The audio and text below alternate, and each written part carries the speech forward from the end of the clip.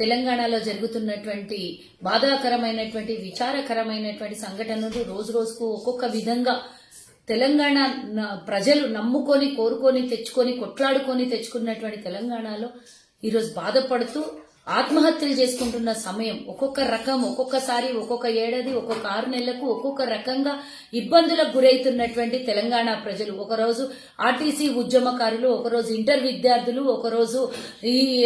ఒకరోజేమో రైతులు ఒకరోజేమో ఇంకా వివిధ రకాలుగా బాధపడుతున్నటువంటి సంఘటనలు మనం చూస్తున్నాం. ఏదో ఒక రకంగా తెలంగాణ ప్రజలు ఆత్మహత్యలకు కారణమవుతున్నటువంటి ఈ తెలంగాణ ప్రభుత్వం మీద కొట్లాడకపోతే పని జరగదు అనే రూపం మాత్రం కనబడుతోంది. ఈ గత 9 ఏళ్లుగా తెలంగాణ పాలకులు రాక్షస పాలనగా మారారు. అందులో భాగంగానే నిన్న మాకేం సంబంధమో అని మాట్లాడొచ్చు, ఒకరెవరో తప్పు చేసిన దాన్ని మా అందరి మీద ఆపాదిస్తారని కేటీఆర్ మాట్లాడినటువంటి విషయానికి నేను ఈ రోజు మీడియా ద్వారా ఈ వీడియో పెడుతున్నాను. నిజంగానే మీకు అంత చిత్తశుద్ధి ఉంటే 2016 నుంచి జరుగుతున్నటువంటి టీఎస్పీఎస్సీలో జరుగుతున్నటువంటి అవినీతి భాగోతం మనకందరికి తెలిసినటువంటి విషయం. 2016లో జరిగినటువంటి ఈ ఎగ్జామ్స్ లో అప్పుడు మీ చెల్లె సోదరి అయినటువంటి కవితకు ఇందులో ఇన్వాల్వ్మెంట్ ఉన్నది. పెద్ద ఎత్తున మేనేజ్మెంట్ తో చేతులు కలిపి చేస్తున్నటువంటి ద్రోహము ఇది. తెలంగాణలో నిరుద్యోగుల కోసం టీఎస్పీఎస్ ఉందా? లేదు అంటే ఈ రోజు తెలంగాణ కొరుకొని తెచ్చుకొని 3 నినాదాలతో వచ్చినటువంటి తెలంగాణ ఈ రోజు నీళ్లు నిధులు నియామకాల విషయంలో ఈ కుటుంబానికి మాత్రమే చెందుతాయా అని తెలంగాణలో ఈ రోజు గడిల పాలనలో కూర్చున్నటువంటి కేసీఆర్ కుటుంబాన్ని నేను అడగదలుచుకున్నా.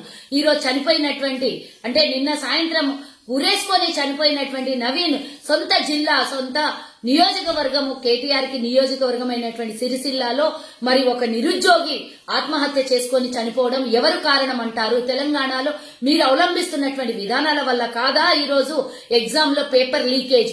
దాని వెనకాల ప్రభుత్వ హస్తం ఉన్నదని అందరూ చెప్తున్నా కూడా మాకు సంబంధం లేదని నిమ్మకు నీరెట్టినట్టు ఒక స్టేట్మెంట్ ఇచ్చి ఒక ట్వీట్ చేసి పక్కకు తప్పుకునే కేటీఆర్, నిన్ను అడుగుతున్నా, నీ సొంత నియోజకవర్గంలో నేరేళ్ల ఘటనలు కానివ్వండి, నీ సిరిసిల్లాలో జరిగినటువంటి ఘటనలు కానీ నీకు తెలియయా కేటీఆర్ అని అడుగుతున్నా నేను. ఈ రోజు నవీన్ చావుకు కారణం ఎవరు? ఈరోజు ప్రభుత్వం కాదా?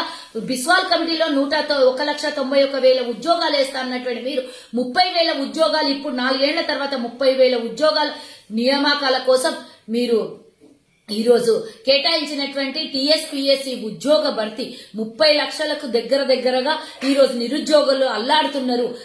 చాలని జీతాలతో తల్లిదండ్రులు సంపాదించి అప్పులు చేసి ఏదో కూడబెట్టుకున్నటువంటి అరాకొర రూపాయితో పిల్లల్ని చదివించుకొని వాళ్ళ పిల్లల భవిష్యత్తు బాగుపడుతుందని ఈ రోజు ఎన్నో వేల మంది ప్రభుత్వ ఉద్యోగం కొట్టొచ్చు అని ఆశలతో ఎంతో మంది ఈ రోజు ఎగ్జామ్ కి ప్రిపేర్ అయితే కోచింగ్ సెంటర్లలో కుటుంబం వాళ్ళ ఆస్తుల్ని తాకట్టు పెట్టి వాళ్ళ ఒంటి మీద నగలను తాకట్టు పెట్టి తల్లిదండ్రులు చదివిపిస్తుంటే ఈ రోజు ఉరి వేసుకునే పరిస్థితికి తీసుకొచ్చినటువంటి బాధ్యత మీది కాదా అని అడుగుతున్నాను నేను. ఎందుకు తప్పించుకుంటున్నారు? ఈ రోజు ఇలాంటి ఇంత పెద్ద స్కామ్ జరిగితే దాని వెనకాల ఎవరి పెద్ద చెయ్యి లేదు అని అనుకుంటే ఇది అవివేకం అనుకుంటా. దీని వెనకాల ప్రభుత్వ హస్తం ఉన్నది. ఈ రోజు జరిగినటువంటి ఈ రిక్రూట్మెంట్ లో ఈ రోజు ఎగ్జామ్ జరగబోయే సమయంలో మీరు చేసినటువంటి విధానాలు కవిత హస్తం వెనకాల ఉన్నదని అందరికీ తెలుసు.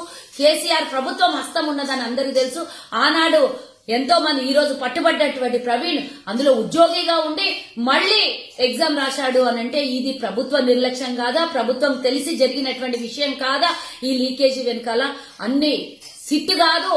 సిట్ అంటే కథం అనే ఫట్ అన్నట్టే అందరు అనుకుంటున్నారు. కాబట్టి సిట్ కాదు, సిబిఐ విచారణ రిటైర్డ్ జడ్జితో ఈ విచారణ ఇమీడియట్ ఫాస్ట్ ట్రాక్ కోర్టులో జరిగి ఈ రోజు తప్పు చేసినటువంటి ఈ టీఎస్పీఎస్సీ ఎగ్జామ్స్ లో లీకేజీ పేపర్ లీకేజ్ లో ఉన్నటువంటి ప్రతి ఒక్క భాగస్వామిని ఎవరైనా సరే ప్రభుత్వమైనా సరే అక్కడ ఉన్నటువంటి అధికారులైనా సరే ఎవరి ఇన్వాల్వ్మెంట్ ఉంటే వాళ్ళని శిక్షించాలి.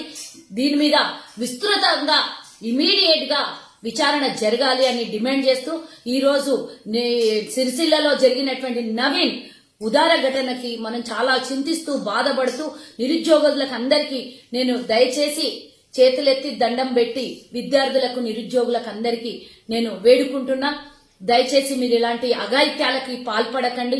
ఈ రోజు కాకపోతే రేపు ఉద్యోగం కొట్టొచ్చు లేదా ప్రైవేట్ ఉద్యోగం చేయొచ్చు. అది కాకుంటే లేదు అని అంటే ఏదైనా వ్యాపారం చేసి కుటుంబాన్ని పోషించుకోవచ్చు. తల్లిదండ్రి ఆశల మీద నీళ్లు చల్లకండి. ఉద్యోగం రాకపోతే భవిష్యత్ అంతా పోదు.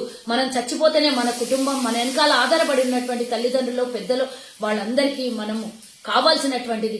మనం ఒక్కళ్ళు చచ్చిపోతే సమాజంలో మార్పు వస్తుందేమో, ఏదో ఎవరో చేస్తారు అని అంటే అది బాధాకరమైనటువంటి విషయం. దయచేసి నేను చెప్తున్నా, ఇది వచ్చేది కాంగ్రెస్ ప్రభుత్వం. గతంలో కాంగ్రెస్ యాజిటేషన్ లో కూడా 1,35,000 ఉద్యోగాలు కిరణ్ కుమార్ రెడ్డి గారు వేశారు. ఇప్పుడు మేము వచ్చిన తర్వాత డెఫినెట్ గా నిరుద్యోగ భర్తీ పూర్తి చేస్తాం.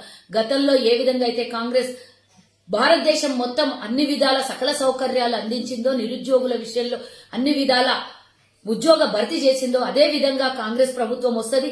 డెఫినెట్ గా తప్పకుండా ఈ నిరుద్యోగ భర్తీ పూర్తి చేస్తుంది. మీరు ఆవేశపడి అనాలోచితమైనటువంటి నిర్ణయాలు తీసుకొని ఆత్మహత్యలు చేసుకోవద్దని మీకు కోరుకుంటున్నా. మీ వెనకాల నమ్ముకొని బతుకున్న పెద్దలకి, తల్లిదండ్రికి మీరు జవాబుదారీగా ఉండాలి తప్పించి ఇలాంటి పిరికి ఆలోచనలు చెయ్యకండి. ఈ ప్రభుత్వం మీద దయచేసి అందరం కలిసి కట్టుగా పోరాడదాం అవసరమైతే, కానీ ఇలాంటి నిర్ణయాలు తీసుకోవద్దని కోరుకుంటున్నాను. హాయ్ ఫ్రెండ్స్, మా టుడే టుమారో యూట్యూబ్ ఛానల్ చూస్తున్నందుకు చాలా థ్యాంక్స్. మరిన్ని లేటెస్ట్ వీడియోస్ కోసం వెంటనే సబ్స్క్రైబ్ చేయండి. అలాగే ఈ బెల్ ని కూడా రింగ్ చేసేయండి. మా నోటిఫికేషన్స్ అన్ని మీ మొబైల్లో వస్తాయి. అలాగే మా వీడియోస్ మీకు నచ్చితే లైక్ చేయండి, షేర్ చేయండి, నచ్చకపోతే కామెంట్ చేయండి.